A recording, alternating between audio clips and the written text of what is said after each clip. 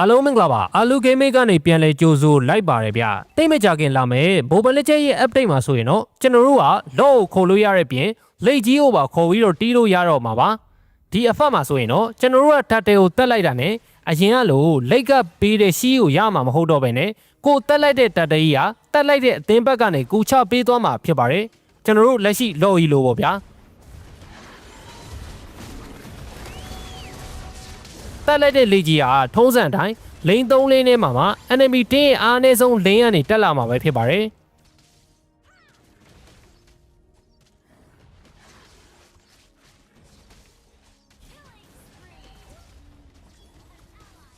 လိတ်ထောက်ပေါ်လာမယ့်အချိန်ကတော့အရင်အတိုင်းပဲဖြစ်ပါတယ်အဲ့ဒီအဖက်ကြောင့် hyper တွေကတော့ objective ကိုတော်တော်လေးကိုအာရုံစိုက်ရတော့မှာပါ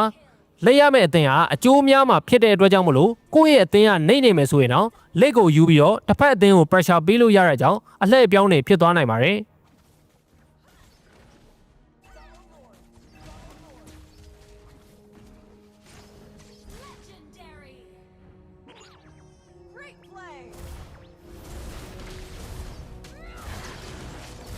အဖက်တစ်ခုအနေနဲ့ကတော့တက်လာတဲ့လေးရဲ့နာမှာကိုယ့်ရဲ့အသင်းသားတွေနေမယ်ဆိုရင်အသင်းသားတွေကိုသွေးတက်စေမယ်အဖက်ပါရမှာဖြစ်ပါတယ်အလွယ်ပြောရရင်တော့လိန်နာမှာနေရင်သွေးတက်လာမယ်ပေါ့ဗျာ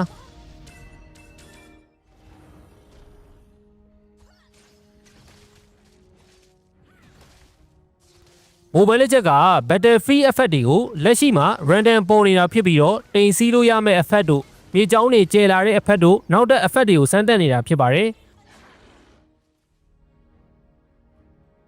လက်ကြီးခေါ်တီးလို့ရတဲ့ effect ကတော့လက်ရှိ advanced server မှာစမ်းသပ်နေစေဖြစ်ပြီးတော့တိတ်မကြခင်မှာတော့ကျွန်တော်တို့ရဲ့ original server ကိုရောက်လာတော့မှာပါ